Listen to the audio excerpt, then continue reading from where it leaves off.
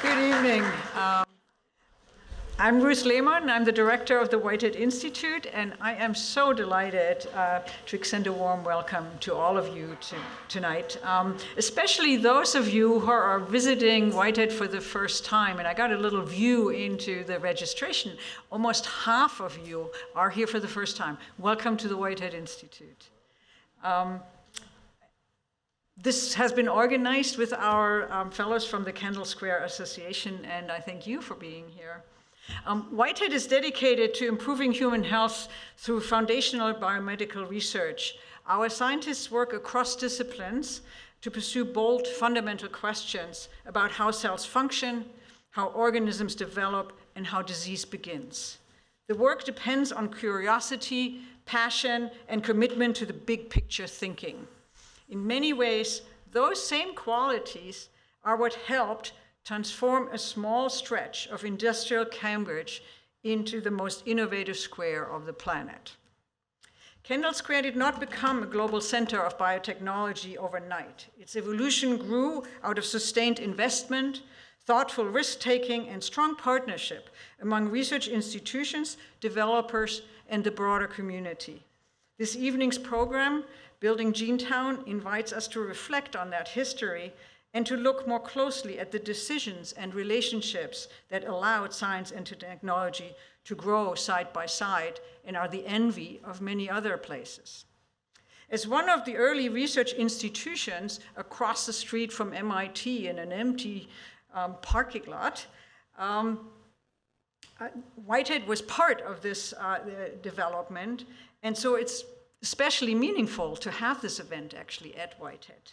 We are grateful to be co-hosting it with the Kendall Square Association, which played an essential role in advocating for Kendall Square and in bringing together the many communities that make up this innovation space.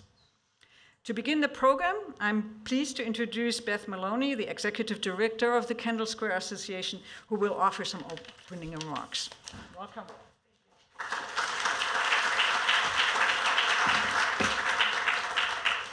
Thank you, everyone. And I want to say on behalf of the Kendall Square Association, thank you for being here, for climbing over snowbanks, but also for your interest and your curiosity in how this place came to rise across the river from Boston. Thank you, Ruth, and everyone here at the Whitehead Institute for the work that you do here every day, improving human health. And thanks, too, for hosting the conversation and inviting me to share a few remarks. I know many of you in this room, and I know that you would agree with me that Kendall Square is recognized around the world as a global hub of life sciences and a leader in all kinds of technology. That recognition was earned through the efforts of persistent, purpose-driven people, and sometimes a bit of audacity. That recognition was also thanks to David Clem, who you'll hear from in a few moments, and the many other people who contributed to the building of Kendall Square into this global life science hub. As we sit here today in what I like to think of as the house that Jack built, I want to appreciate another person who helped build Kendall Square, and that's Jack Whitehead. He had a singular vision to build a world-renowned research institution here dedicated to improving health, human health, and he did just that. In 1982, he founded this institute, and within 8 years, working with MIT professor and Nobel laureate David Baltimore, the institute earned recognition as #1 in the world in molecular biology and genetics.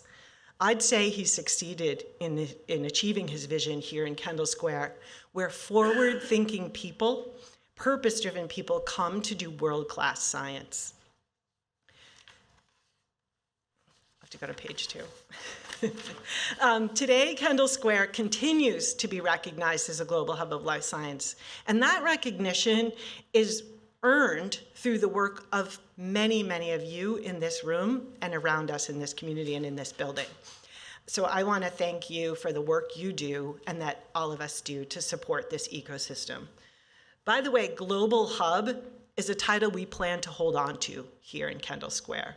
And we will if we use the same spirit of collaboration and that essential dash of audacity that brought us this far. That's the mission of the Kendall Square Association, and that is to unite this ecosystem so that we continue to work together and lead the world in tackling the big challenges that we face today. So I'm grateful to our many members, many of you who are here in this room, who believe in what we do. And there are too many to name, but MIT, the Whitehead, and the real estate developers, and you came out in force, thank you for that. The building owners, and some of whom were here when David was here, and some of whom came after. With that, I'd like to introduce our speaker tonight, David Clem. Many of you know David. And those of you who don't, I'd like to share 2 facts. I'll let him tell his full story. The first is that, almost 50 years ago, in June of 1976, David was a Cambridge City councilor who played a role in the pivotal hearing on the safety of conducting recombinant DNA research right here in the densely populated hub of Cambridge. And that hearing paved the way for Biogen and many, many life sciences organizations that are here today. The second fact is that David became the single largest developer of biotech research real estate in the East. And that's, again, a story you'll hear from David. So thank you, David, for the role you played in shaping Kendall Square into Genetown, or to what many people refer to as the most innovative square mile on the planet. Joining David will be Robin Scheffler, Associate Professor at MIT in the program in Science, Technology, and Society. He's a historian of biology and medicine. He's the author of the book A Contagious Disease, The American Hunt for Cancer Viruses and the Rise of Molecular Medicine. And lucky for us, he is deeply interested in how this community came to be, and he's writing another book titled Genetown, The Rise of the Biotechnology Industry in the Greater Boston Area. So with that, I'd like to welcome both David and Robin to the stage to launch this conversation.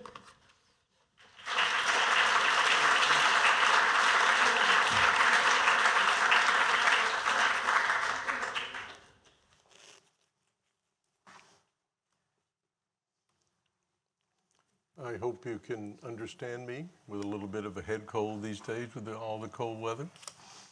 I have not practiced this, so buckle up, and hopefully I'll be able to get through it okay. I'm also going to read some commentary first to give you some background that many of you probably don't fully realize. And then I'm going to have a slideshow to show you some of the buildings that I suspect anyone in or around Kendall Square knows something about, including, as I've told Susan, a couple of secrets that will only be disclosed tonight for the first time. My name is David Clem. I should start with, do I have a heavy finger? Is that the problem? Yeah. This is a logo that our company developed for all the work we did in Kendall Square. Big thanks goes out to Dan Winnie, who worked for me as an architect. He has an architecture degree from Cambridge University in England. He came to Harvard to get a master's degree in the School of Urban Design and Planning. He came to work for me twice, went back home, came back again with Lime Properties. I want to see if my little pointer works. I think this is that's the MIT dome, in case you didn't recognize it. That's the spiral underneath the Longfellow Bridge, and of course that's the Salt and Pepper Bridge. I was a principal in 2 real estate development companies that were active in the Kendall Square area, the Athenaeum Group and Lime Properties. I've been asked to provide information about the various buildings we developed, since all of them had life science tenants. I remind you in advance that this is my perspective. I experienced it at street level, which is sort of like 3 people witnessing a traffic accident. But when asked by the police officer who arrives on the scene to explain what happened, they come up with 3 different versions. My perspective is further complicated by my general philosophy, which is based on the logic of that very famous philosopher, Yogi Berra, who said, when you come to a fork in the road, take it. Fortunately for me, I've been pretty successful in choosing the right fork to take. My involvement in politics came entirely by making a mistake. We had purchased 102 Western Avenue by driving to Cambridge on the weekends from Dartmouth College to look at apartments for rent. The average rent for available apartments was around $250 a month plus utilities. I did a little research on mortgage interest rates and loan-to-value ratios practiced by all of the banks in Central Square, and decided it was cheaper to have a $15,000 mortgage than it was to pay rent. There were exactly 6 houses in the entire city of Cambridge in the summer of 1971 that were on the market for under $20,000. We toured all of them on the weekend. We located one at 102 Western Avenue in Central Square because it was in close proximity to MIT, where I was going to school, and close proximity to BU, where my wife Kathy was pursuing the first master's degree in special education. I went to Cambridgeport Savings Bank, made an appointment to meet the residential loan officer. I told him we wanted to buy a house on Western Avenue and had a $3,000 cash deposit. I said I'd studied their lending rates and felt it made more sense for me to have a mortgage than to rent. He asked me where I was working. I said, I'm not working. I'm going to go to MIT. He said, oh, that's okay. Where's your wife going to be working? And I said, well, actually, she's not going to be working either. She's going to go to BU. And he then said, what's your credit rating? I said, I don't know. I've never borrowed money before. He said, will your parents be willing to co-sign the note? I said, you got to be kidding me. They don't even want us to live in Massachusetts. He then said he could not give me a loan based on the information I had disclosed. I pushed back and said, I don't understand this. You loan money to absentee landlords who rent apartments to students like Kathy and me who don't have jobs, but are admitted to good schools to pursue advanced degrees, and the rents are higher than the mortgage payment. You would still have a first mortgage on the property as protection for the risk you're taking, and you effectively will have our $3,000 in cash if we default. It was a fork in the road for him, too. Much to my surprise and appreciation, he then said, go to Sears Roebuck in Porter Square. Buy a washer and dryer on credit. They will finance anyone. Make one payment and you will have a credit score, and the bank can approve your mortgage application. So we had a washer and dryer before we had a house. Really.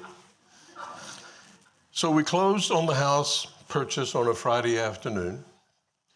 We unpacked all of our belongings from the U-Haul trailer on Saturday, moved into the house.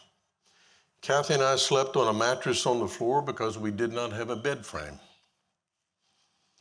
And then, I should also add, we also began what has become a 55-year argument between Kathy and me, what window treatment and paint color should we use? And then on Monday morning around 6 a.m., we experienced 600 tractor-trailer trucks every day coming down Western Avenue. We had bought a house on a truck route, and I thought we were in a neighborhood. And this was when my political career really started. I formed HALT, Humans Against Loud Trucks. I convinced other neighbors on River Street and Western Avenue and Prospect Street to join me in asking the Cambridge City Council to restrict truck traffic on residential streets. The City Council said they could do nothing. HALT organized 24-hour truck counts and appealed to the governor's office and the Mass Department of Transportation that was headed by Fred Salvucci at the time, who had earned his political chops by supporting neighborhood opposition to airport expansion at Logan. We picketed Cambridge City Council meetings every Monday night. We received a surprising amount of local publicity, just as the neighbors had done a few years earlier in stopping the proposed inner belt through Cambridge. I ran for City Council on a slate of progressive candidates.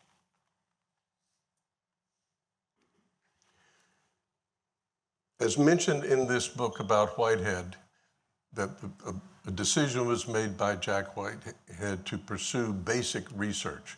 Basic research in my field of urban studies really begins with neighborhoods and individual buildings in those neighborhoods. I ran for City Council on a slate of progressive candidates. That's 102 Western Avenue. I was involved in HALT, Homeowners Rehab, Riverside Cambridgeport Community Corporation, and those were individual homeowners that I helped renovate their home. And they also happened to be registered voters.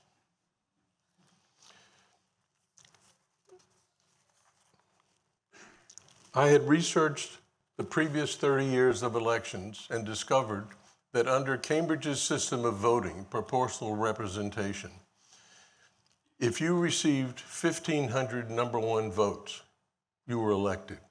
And if you ran on a slate, the Cambridge Civic Association, being the progressive slate, morphed into Cambridge Campaign 1975, it only required about 1,000 votes. I did not know 1,500 voters in the city of Cambridge, but I did know 150. Many of them represented by these locations of buildings, some apartment buildings, some townhomes, some single-family homes.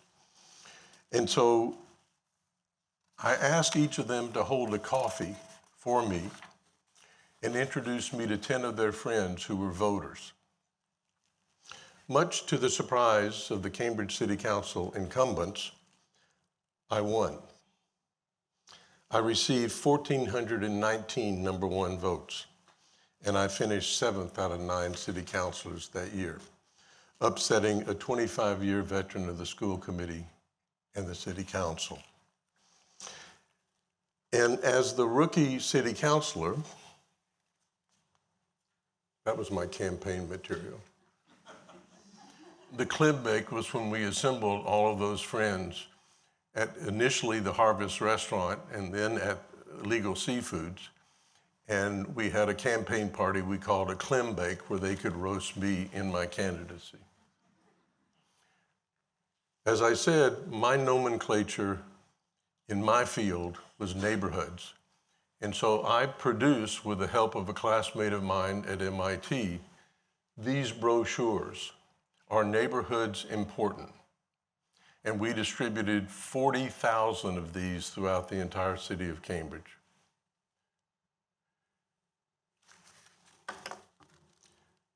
I pointed, the very first one was about Kendall Square, which had been vacant since 1963. I talked about HALT, I talked about Riverport Rehab, I talked about 808 Memorial Drive, I talked about Homeowners Rehab, the Hyatt Hotel, all the things I had been involved in as an active neighborhood resident. I was assigned to the Ordinance Committee of the City Council as the rookie councilor, the most boring and time-consuming standing committee of the entire City Council. That fork in the road put me at the center of the whole recombinant DNA controversy. And perhaps more importantly, this on-the-job training taught me how cities really worked. I learned about zoning ordinances, how to understand them, how to use them to promote economic development, how zoning often inhibited creative architecture and urban design. There was not a single course in the Department of Urban Studies and Planning at MIT that educated planning and architecture students about zoning, not one. In preparing my remarks, I was able to read The Creation of Whitehead Institute by Gerald Fink and was struck by the notion that somehow the vision of Jack Whitehead was a radical experiment. I did not have the opportunity to meet Mr. Whitehead, but I think we would have enjoyed each other's company because I too am a contrarian. I have known Susan Whitehead for 20 years, but solely in the context of Berklee College of Music. When the former president of Berkeley, Roger Brown, asked if I would consider becoming a trustee, Susan Whitehead, who was already on the board, was charged by the trustees to vet my nomination, along with Jeff Shames of the Sloan School at MIT. We had a lunch meeting, and I said that I was a very improbable choice for trustee of a contemporary music school. I was not a musician. My wife, Kathy, had gone to the conservatory at Oberlin and majored in pipe organ and harpsichord and piano. My instrument was the triangle. In the ARP Elementary School band in ARP, Texas, population 800, in the first grade, I was assigned the triangle to play. After my first performance, I was told, "Don't play the triangle ever again, just hold it." Because I thought the triangle came from Cookie on Wagon Train, where he called people to supper. I also distinctly remember telling Susan and Jeff that notwithstanding my friendship with Roger and Linda Mason, who had founded Bright Horizons Child Care Center, and the Athenaeum Group built their first child care center at 1 Kendall Square, that I would not be a rubber stamp. I was comfortable being a contrarian. I was often impatient with the status quo, and I enjoyed lively debates in any forum. Having read Gerald Fink's book, I now think my use of the word contrarian might have struck a responsive chord with Susan. And I'm wearing this red carnation in my lapel as a tribute to her father, who always wore a red carnation. I suspect that most of the people in this auditorium are aware that 2026 is the 50th anniversary of the vote by the Cambridge City Council to create a regulatory process for conducting recombinant DNA research. I was a newly elected city councilor, the youngest person ever elected to the Cambridge City Council, the first student ever elected to the city council, and I had long hair and a beard, and I spoke funny with a Texas accent. But standard phrase as I went around the city introducing myself was, you're not from around here, are you? There's no question that the City Council vote in Cambridge regarding recombinant DNA research was the cornerstone of the revitalization of Kendall Square, from a failed urban renewal site that had destroyed 250 businesses and 2,000 blue-collar jobs, to the so-called Genetown it is today. But there are other foundation stones that were equally important that I think provide additional context for you to explain my role in building research space. In 1976, the U.S. Congress passed the Historic Rehabilitation Tax Act. This bill was intended to stimulate the rehabilitation of historic structures by providing a 20% tax credit and for allowable construction costs and a shorter depreciation period. The act was subsequently amended to provide a 10% tax credit for buildings that were over 40 years old but weren't on the historic register. Simply put, this change in the tax code jump-started adaptive reuse in urban areas throughout the country, and it provided incentives for the Athenaeum Group to invest in 215 First Street and the Boston Woven Hose site. Those are the neighborhoods That's the city council vote. That's the PR count. It took 10 days for it to be concluded. It was done manually back then. Al Vellucci was the mayor at the time. Al Vellucci and I wore top hats at the inaugural ceremony. He was surprised to learn that he was elected the year I was born. In between and after the two recombinant DNA hearings, I invited Al and his wife, Dorena, to come to Tyler, Texas, where I had been brought up. My father-in-law was a director of Parks and Recreation in the city of Tyler and was a civil servant employee as well. This is my father giving Al a welcome to the city of Tyler. He was in the Rose Parade. Bob Shelton created a medal that said Al Vellucci, the Lord Mayor of Cambridge, and he loved it. My father got us both cowboy hats and cooked barbecue for Al so he could experience that. That was the beginning. That really sealed an unusual relationship that I had with Al, which became very important subsequently when the city voted. It ended up being a unanimous vote, which during the 70s was unheard of in Cambridge. I point this out only for you to know this was my second campaign for city council. I had the endorsement of the head of the planning department at MIT. I had the endorsement of Art Solomon, the head of the Joint Center of Harvard and MIT. I had Ithiel de Solo Pool. I had all of these people that endorsed me from MIT, and I lost. I was then given, I had to figure out what to do. I did some work for the Central Square Business Association. I was hired by the Boston Redevelopment Authority to work on a neighborhood rehab project for Boston neighborhoods. And then Tip O'Neill called me up and said, Mike Dukakis just got defeated by Ed King. Tommy O'Neill, his son, was lieutenant governor. Tommy and Ed King are not going to get along. You seem to do a pretty good job in Cambridge with the conservatives and the liberals. Will you be Tommy O'Neill's chief of staff? I turned MIT down. They had asked me to be the project manager of the Simplex site, and I went to work for Tommy O'Neill for 2 years. It was a very important part of my education. This is a photograph of Kendall Square from 1950. And one of the things that a lot of people don't realize is the canals. There were 4 canals that came through all of East Cambridge. This is the Broad Canal, which was adjacent. This was the coal gasification plant of my Kendall Square site.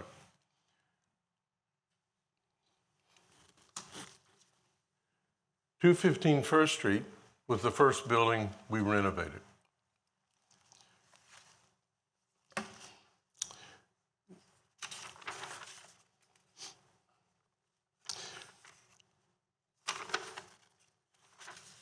I'm sorry, I'm going too slow, so I'm going to jump ahead a little bit.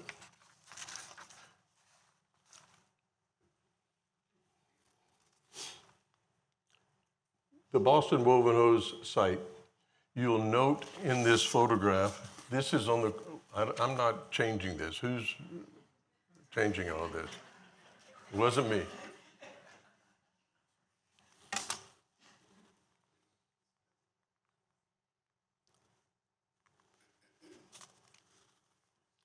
What is going on here? Sorry.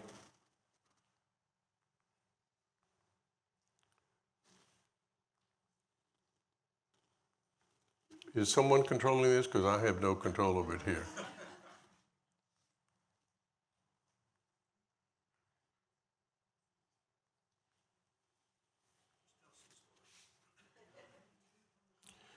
Technology's great, isn't it?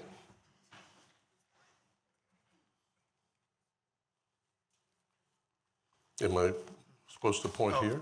Somebody, I said you click the key over here, it looks like.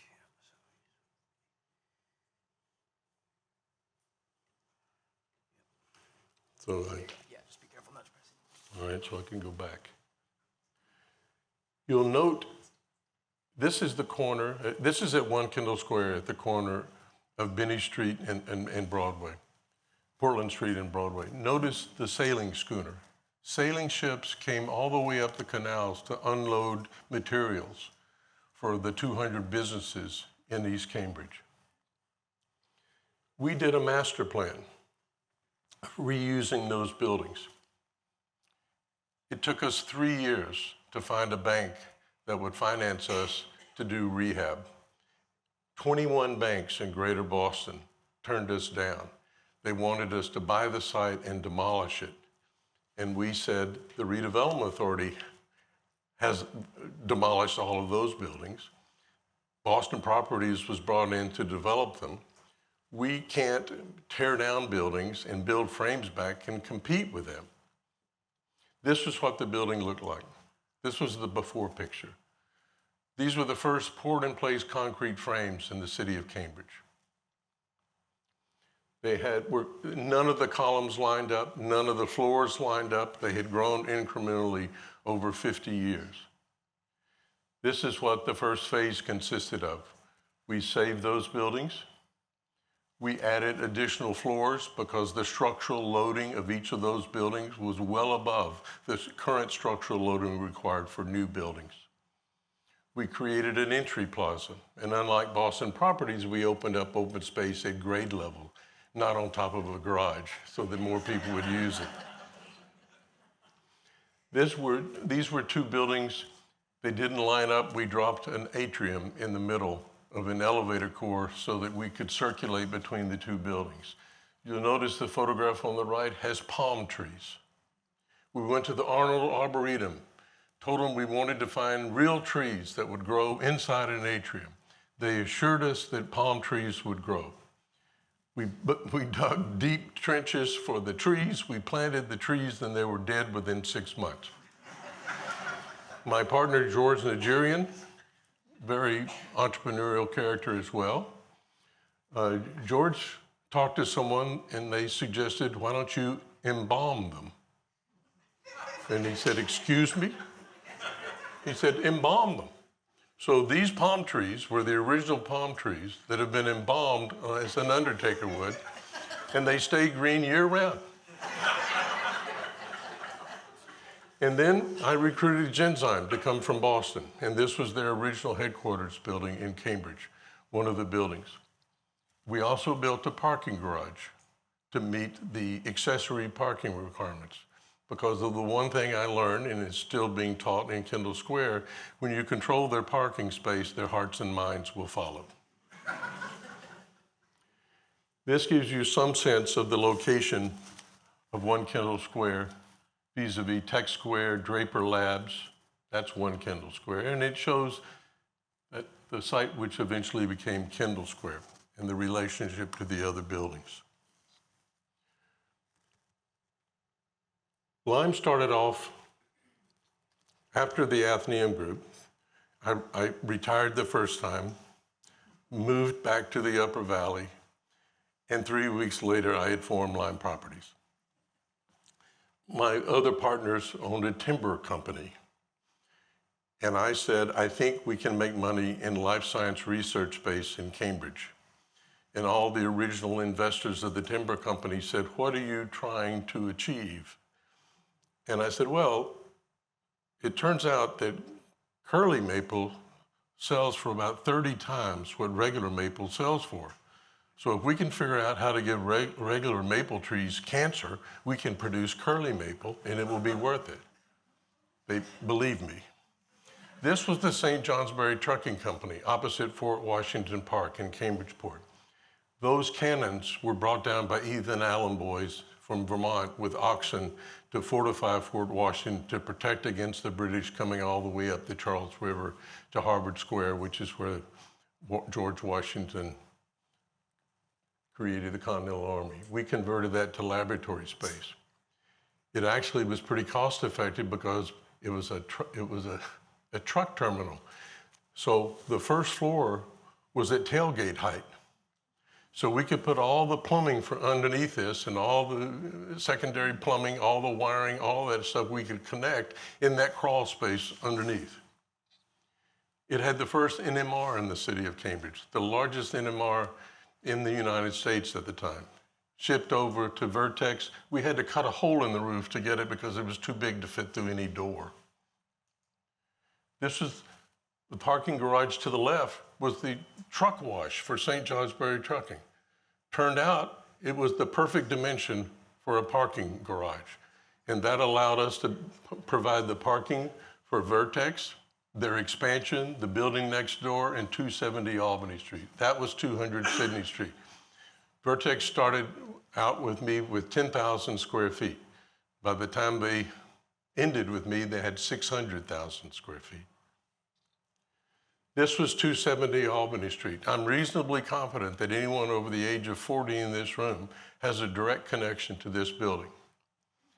This building used to be the standard plate glass building because they made the laminated windshields for Model A cars that used to be made on Memorial Drive right at the curve at the BU Bridge. That went out of business. It was taken over by two gentlemen. By the time I met them, they were age 89 and 92. They ran the Cambridge Paper Box Company. They were the largest manufacturer of heart-shaped candy boxes in the United States. So I'm sure on Valentine's Day, you had a box that was made in this plant. They hated MIT. MIT owned everything around them. And MIT was trying to buy this property. You will notice that there are 3 floors, including a basement that had half-scale windows, but it had very tall heights. MIT said, you have to use that for parking because their lot didn't have enough parking. MIT had supported a zoning change that required minimum parking. I went to them with $1 million check. I wrote it out to them for $1 million. And I said, we're going to make a deal today or you'll never see me again. I know how to use all 3 of your floors. I will pay your asking price because I have parking within 500 feet that will meet the zoning requirements. The 89-year-old said, well, we're not ready to make a decision. The 92-year-old said, I am.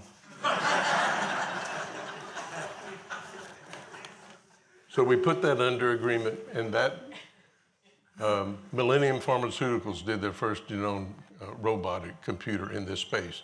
It had heavy floor loads and could accommodate that weight. We then did a building on Vassar Street by the Hyatt Hotel. We then had the Kendall Square site. That's the location of it. It was formerly the site of Cambridge Electric and Cambridge Gas, otherwise Commonwealth Electric.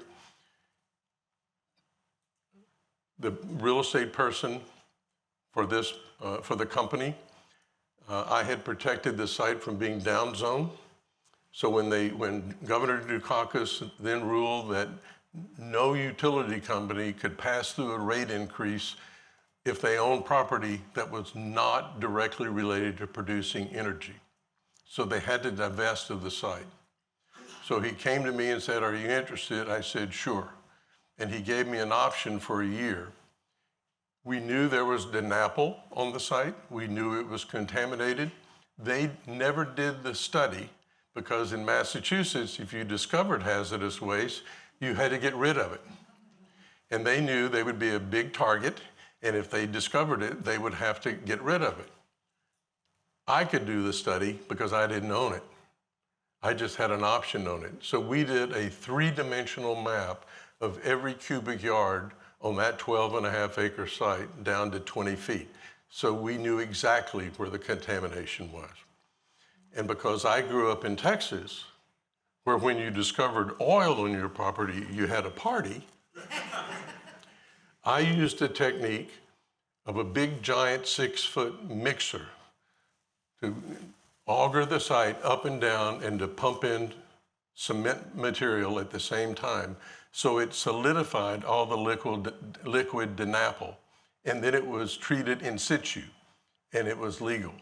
I also had connections at the State House in the Environmental Protection Agency, and I said, if you want me to haul it through Cambridge streets and Boston streets and let it drip out the back of trucks, I'm happy to do that, but I don't think that's going to be a good idea. So they allowed us to treat that material in situ, and the areas that were clean are the areas at Kendall Square that have underground parking. This was the opening groundbreaking ceremony. That's Bob Healy, who was the deputy city manager when I was on the city council.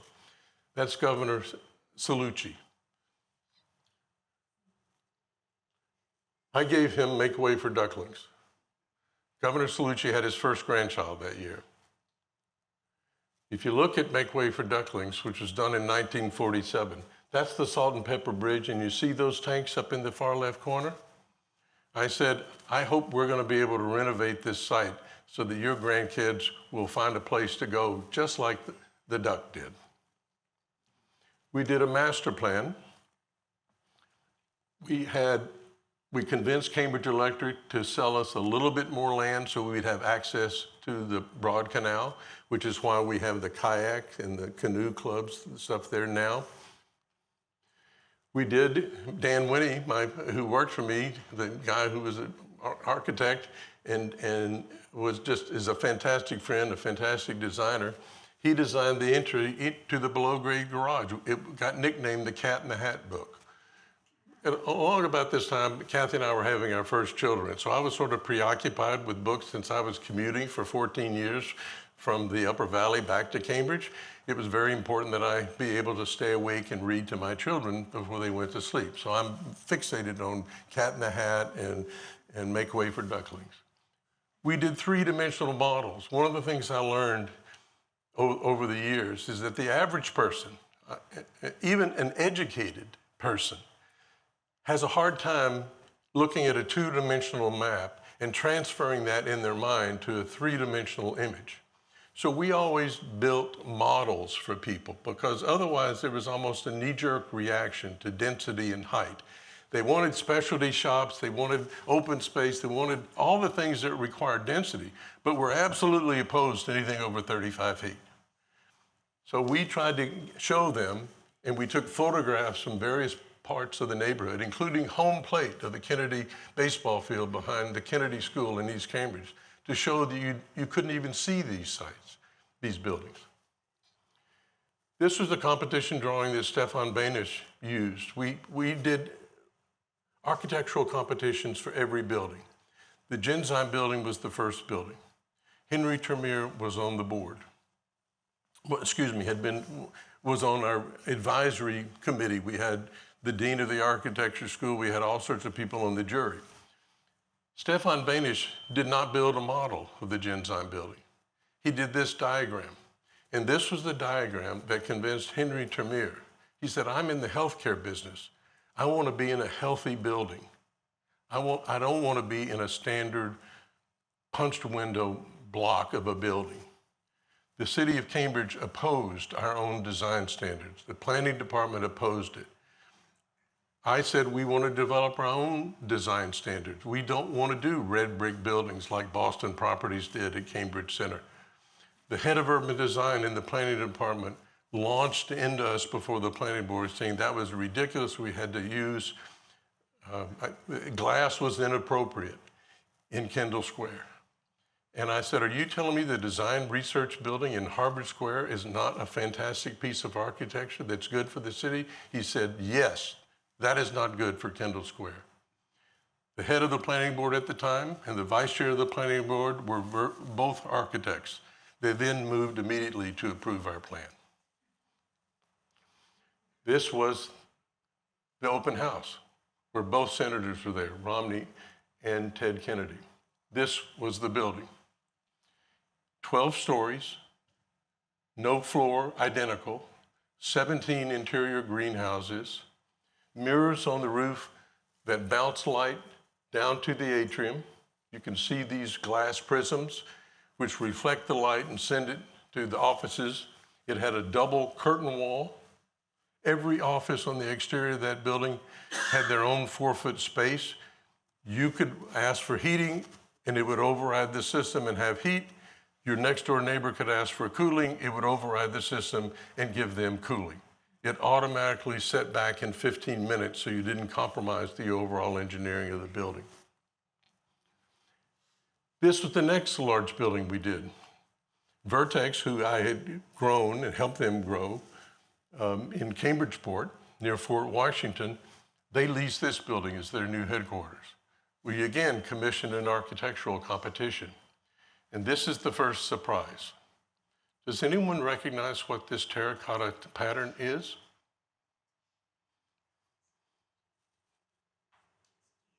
It's DNA. No one, since this building was built, has ever noticed that or said that. So that's one secret I'm disclosing tonight. We always had open space that you could use.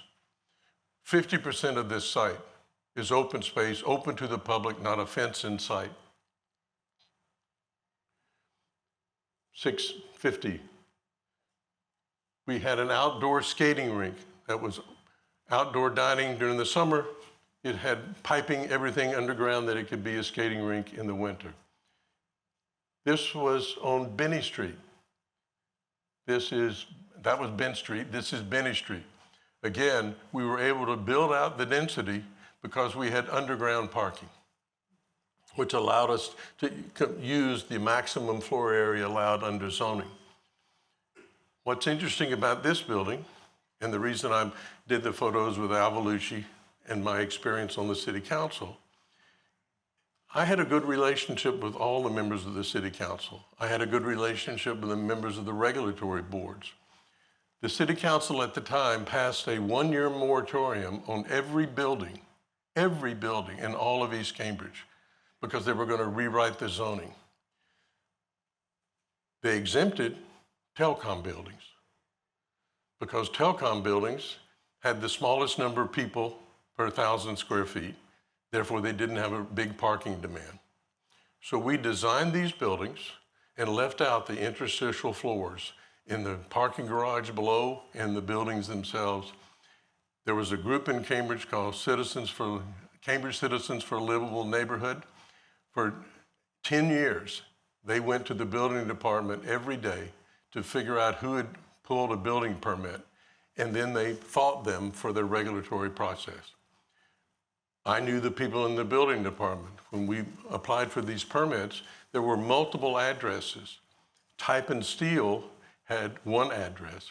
We chose different addresses, so when they came to the building department, they didn't know we were building on that site, and we were able to get the building permit.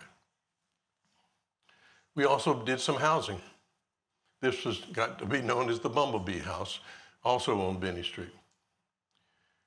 We then, and this goes beyond Kendall Square, but the reason this is important is this is the Center for Life Science in Boston, the Longwood Medical Area. Lime Timber Company paid $21 million for 1 acre of land, which almost caused cardiac arrest with my partners. But it had been approved for 350,000 square feet. We were able to permit it for 710,000 square feet. All the research labs for Beth Israel, Joslin, Dana-Farber, Children's Hospital were located in this building, Harvard Institutes of Health. It was 100% occupied before we started construction. We developed our own standards. My son convinced me we had to go green. Our motto became, "It's easy being green." We built enclosed mechanical penthouses. I got some notoriety, which was not welcome at the time, but eventually we called it the halo effect. Those are all buildings that I've developed in and around MIT. And I stole that idea too. But this is how it really started. I went to an Urban Land Institute conference in 1971, my first year in Cambridge, first year at MIT. The topic of the conference was how McDonald's and Burger King chose store locations. The McDonald's representative got up and gave an unbelievable presentation that blew me away, how sophisticated it was with population studies, demographic studies, transportation studies, traffic studies, which corner of the block. I was mesmerized. He sat down. The Burger King representative came up and he said, "We locate within 100 yards of McDonald's," and sat down.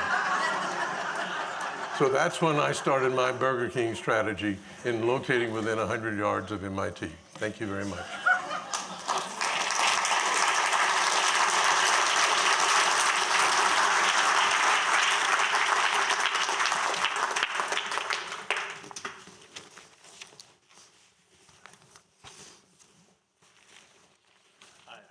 job is done yet. I think we get to come up here and do a little bit of conversation. Yeah.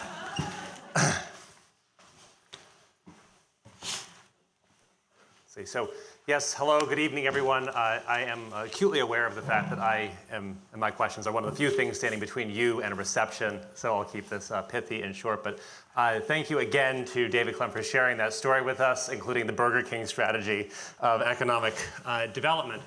And what I think what we're going to do for the next few minutes is I, of course, am a historian of biotechnology around here, so I would stay here for the entire evening, if not more, asking questions of David. But I'm just going to ask one or two questions, and then we're going to open it up so you can ask your questions. Before we get into that, I am struck by the fact that half of you haven't been in the Whitehead before. I just would like forgive me, a quick informal show of hands. Who here would identify as a research scientist of whatever stripe? Okay, great. Who would identify as somebody active in the real estate industry? Okay. Who would identify as an investor or other type of, okay. What about owner of another type of Kendall Square business? All right. And finally, who would think of themselves, at least in more formal terms, as a student? All right, cool, thank you. Yeah, so this is a very heterogeneous group. One of the exciting things about Kendall Square is that it brings all of these folks together, and the development of Kendall Square crosses all of these communities, as indeed David Clem's career has shown. So one of the things that I think, to your credit, you make look very easy in your story, but actually is incredibly historically difficult, is actually achieving that Burger King effect. Not only recognizing it in the sense that in the 1970s and 1980s, if you think about Silicon Valley or Massachusetts' Route 128, a lot of people thought that the great place for technological innovation was not East Cambridge, it was the suburbs. And David Clem was one of the few people who had a strong sense there was something to be found in the neighborhood around MIT. And with that, one of the things I find striking is a comment by another historian that real estate developers really are basically doing urban sociology. And so I'm not sure if you could expand a little bit as you were beginning to develop One Kendall Square in particular, how you began to see what the needs of life scientists, their research, as being either similar or different from other tenants, and then some of the steps that you took to accommodate them. Well, I think the most important thing, just to provide the real context for those of you that are familiar with Kendall Square today, 215 First Street was depressed and vacant. Boston Woven Hose was depressed and vacant. The urban renewal project had really decimated Kendall Square, the tax base for the city, and the average person driving by Kendall Square would say, this must be the People's Republic of Cambridge. Why is this real estate sitting vacant for so long? 215 First Street was purchased for $2.50 a square foot. I purchased Boston Woven Hose for $4.25 a square foot. Its most recent sale was $1,050 a square foot. So we were bottom fishers. We needed financing, and it was Winter Hill Federal Savings and Loan in Somerville who loaned us the money to purchase the building.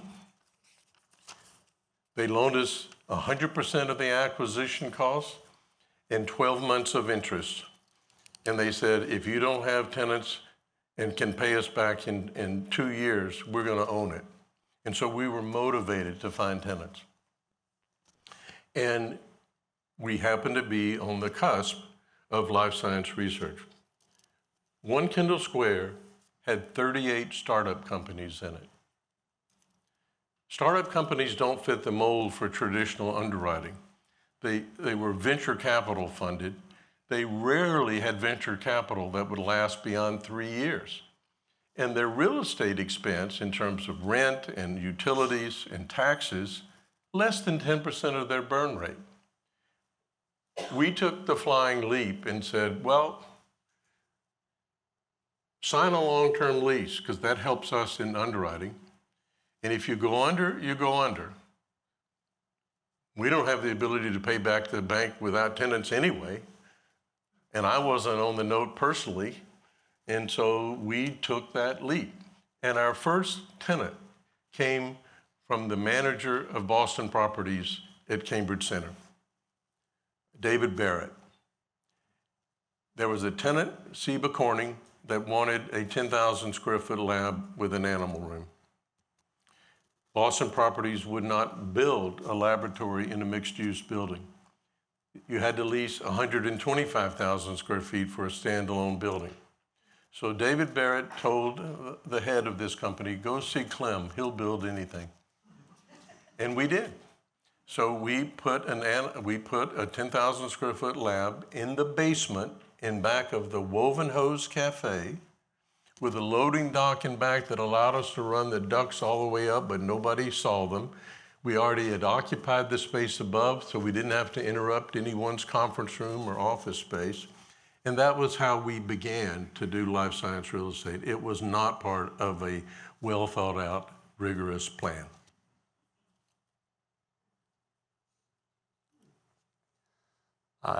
Yeah, that's what makes this fascinating. I think that so many times historical developments seem to be orderly and logical in retrospect, but one of the things that talking with you is so great for is sort of understanding exactly how messy things look as you're moving forward.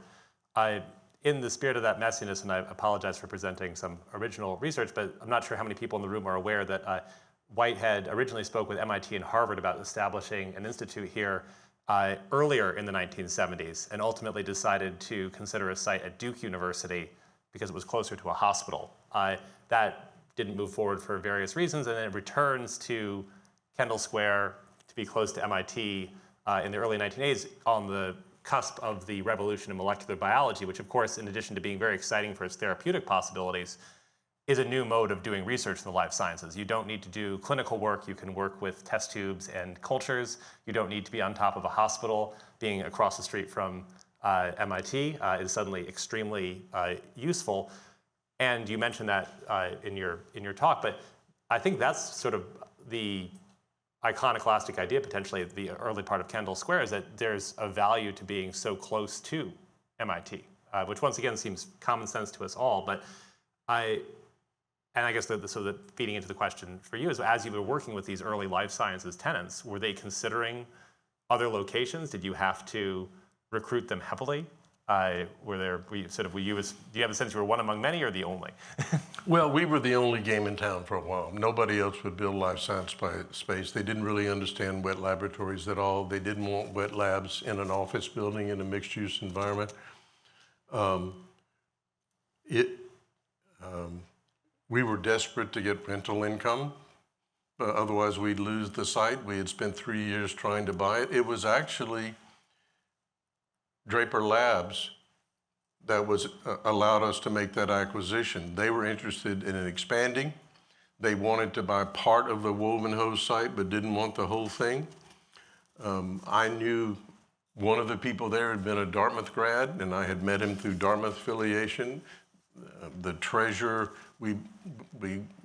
I said, we can buy it, but we need to sell part of it. So we sold 15% of the site for a third of the acquisition price to Draper Labs, and they built 1 Hampshire Street.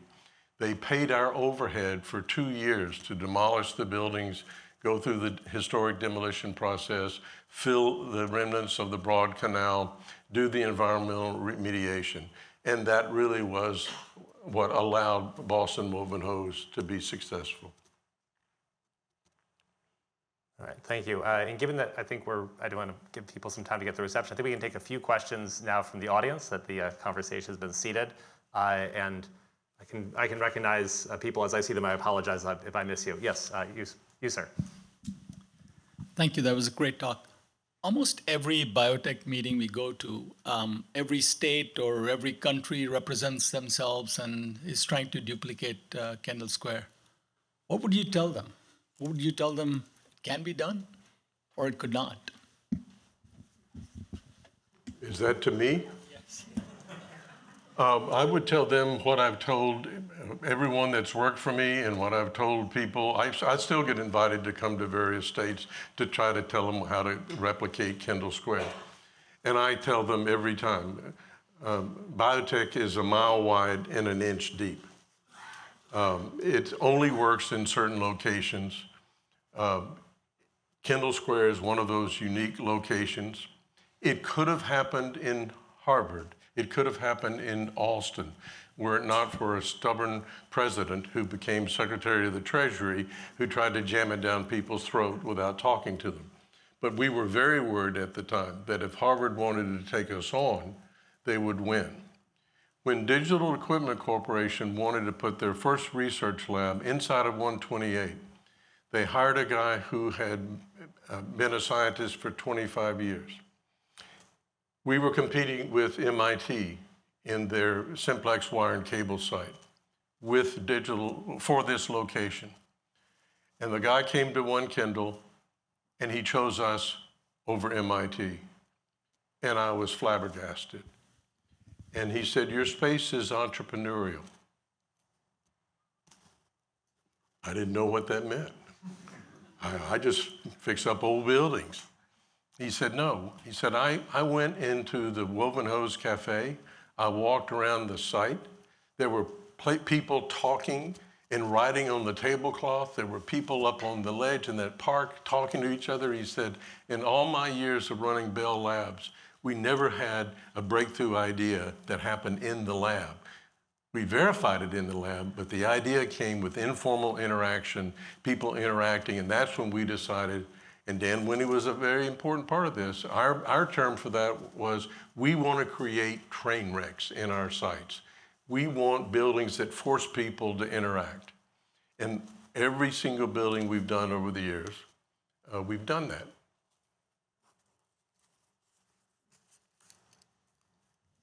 Yes. I see you, Minette, yeah. Thank you. Having built Genetown, do you have any thoughts on maintaining Genetown? Well, it's absolutely clear, and it is evidenced in the last few years, that a lot of areas have attempted to build life science research space, and a lot of development companies who had never done laboratory work before jumped in that because the returns were good.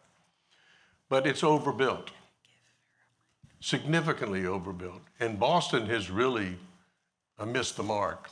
Only Longwood will survive, in my opinion. When I did consulting work for the Boston Redevelopment Authority, they wanted me to talk about life science development in all the neighborhoods of Boston.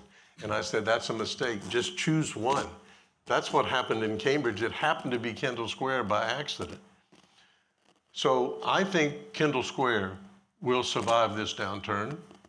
I think the halo effect is real. I think being in close proximity to MIT is important. I don't think MIT has a long history, well before Kendall Square, of encouraging tech transfer. Very few schools do that. I just permitted 1 million square feet next to Dartmouth College. Went through the entitlement process that they were unable to do. I've given up. Dartmouth College is just as tone deaf as MIT was when I first approached them. When I formed Lime Properties, I went to MIT and I said, we have the American Science and Engineering building under agreement. I think we can buy some more. Why don't we joint venture? And MIT said, no, we don't think you're going to make it. They could have been my joint venture partner for everything we did after that, but they said no. I think MIT gets it now. I hope they do, but I'm out of touch.